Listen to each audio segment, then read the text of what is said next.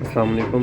पिछली breeding loft वाले video में मैंने आपको फ्लोरिंग के बारे में थोड़ा सा इंट्रोडक्शन दिया था और मैंने बताया था कि फ्लोर क्यों लगाते हैं, क्यों किस किस तरह का जो है वो लगा सकते हैं हम, उसका जुगाड़ क्या है, वो भी मैंने आपको एक प्लास्टिक का फ्लोर भी दिखाया था। तो ये मैंने अब जो है वो अपने तमाम लॉफ्ट्स में जो है मैंने ये इस तरह की फ्लोरिंग लगवाई है।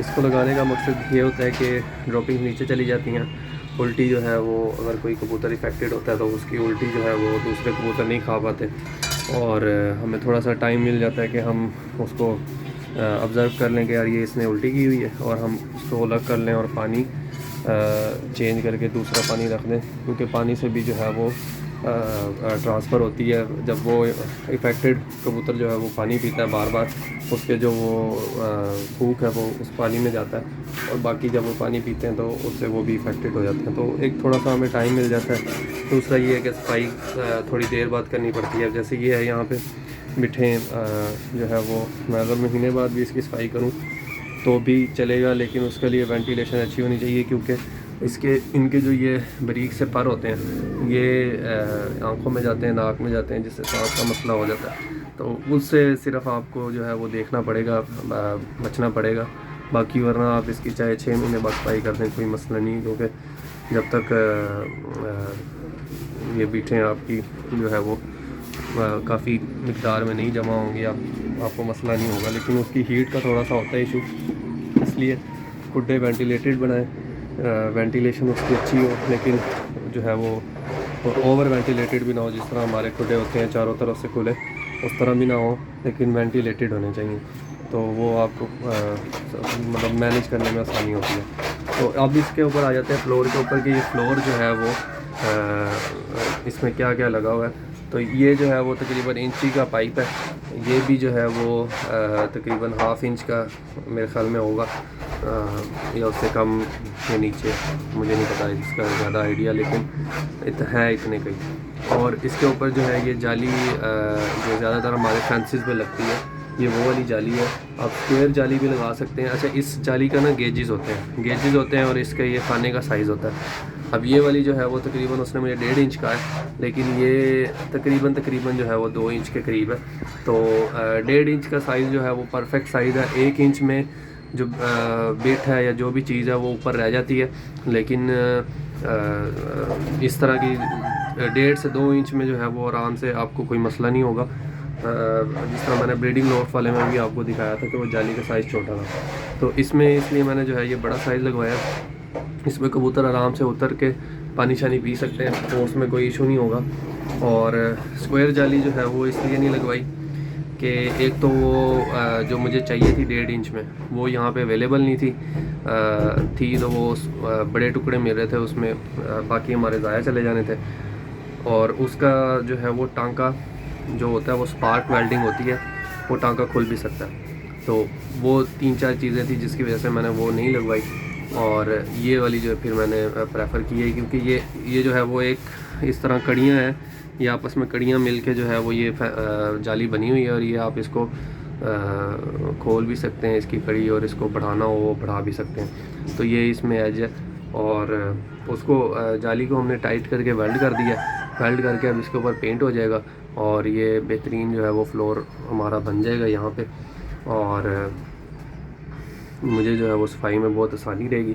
नीचे जो है वो ट्रे लगाई हुई हैं, नीचे ये इस तरह ट्रे निकल आती है, ठीक है। वो भी निकल आता है, वो फिक्स नहीं करवाया मैंने। फिक्स इसलिए नहीं करवाया क्योंकि कभी ज़रूरत पड़ जाती है कि आप जो है वो आपने नीचे कुछ चेंजिंग करनी है तो आप वो भी कर सकते हैं। अगर फिक्स हो जाएगा तो फिर उसको बाद में कटवाना पड़ेगा। तो ये डिश या ट्रे जो है वो निकल आती है, इसको हम आराम से साफ़ करके उसी तरह दोबारा इस तरह अंदर कर देते हैं। अब इसमें जो है मेरा अभी इरादा है कि मैं इसके यहाँ पे जो है वो वेंटिलेशन के लिए नीचे जो है वो इस जाली के नीचे ईंटें यहाँ से निकलवा दूँगा। एक ईंट यहाँ पे, एक ईंट यहाँ पे और एक ईंट यहाँ से, यानी 3 ईंटें यहाँ से निकल जाएंगी। जो इनका वो बारीक सा जो वो पारा सा होता है वो यहाँ से निकल जाया करेगा, क्योंकि अभी मोल्टिंग का सीज़न आ रहा है और गर्मी भी आ रही है। उसमें गर्मी में ऊपर जो है वो सफाई करना भी मुश्किल होता है, लेकिन सफाई रेगुलर होनी भी चाहिए, क्योंकि वो पारा जो है वो इनके सांस का जो है वो प्रॉब्लम होता है, सांस का प्रॉब्लम होगा तो सही से उड़ नहीं पाएंगे तो परफॉर्मेंस नहीं होगी सही। तो ये चीज़ें जो है वो लॉफ्ट मैनेजमेंट में बहुत ज़रूरी है।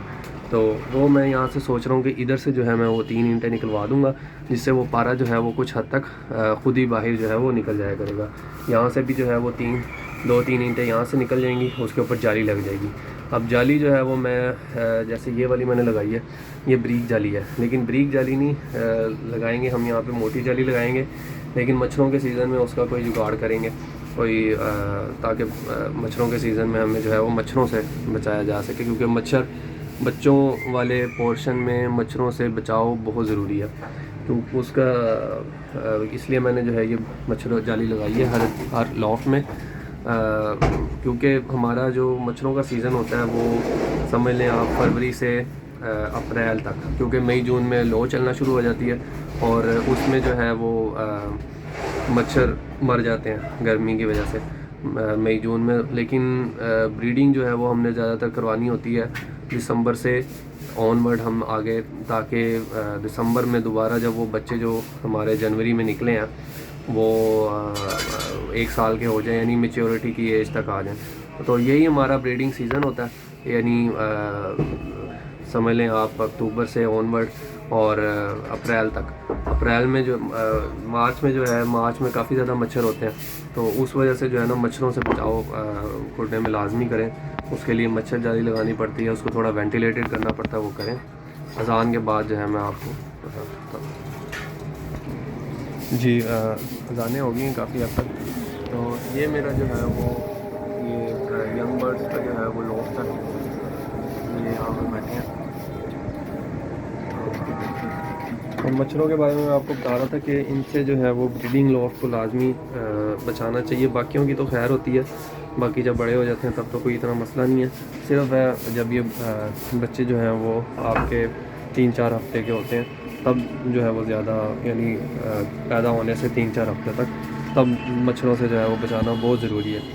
तो ये छोटी छोटी जो है वो टिप्स हैं अपने लॉफ्ट मैनेजमेंट में, ये करेंगे तो इससे थोड़ा सा जो है वो आपके उसको मैनेज करना आसान होगा। नहीं करेंगे तब भी खैर है, कोई मतलब ये नहीं है कि ये ना हो, तो आप जो है वो अपने बजट के हिसाब से आप इसको मैनेज कर सकते हैं। अगर आपके पास टाइम ज़्यादा है आप रोज़ सफाई कर सकते हैं, तो इसकी ज़रूरत ही नहीं है। अगर आपके पास टाइम कम है, आप रोज़ सफाई नहीं कर सकते, तो अगर और आपके पास बजट भी है तो लाजमी इस चीज़ को आप कंसीडर कर सकते हैं अपने लॉफ्ट में। इसी तरह की और वीडियोस देखने के लिए आप चैनल को सब्सक्राइब कर लें, और अगर वीडियो जो है वो काम की लगी है तो आप इसको लाइक कर लें। मिलते हैं आपसे अगली वीडियो में। अल्लाह हाफ़िज़।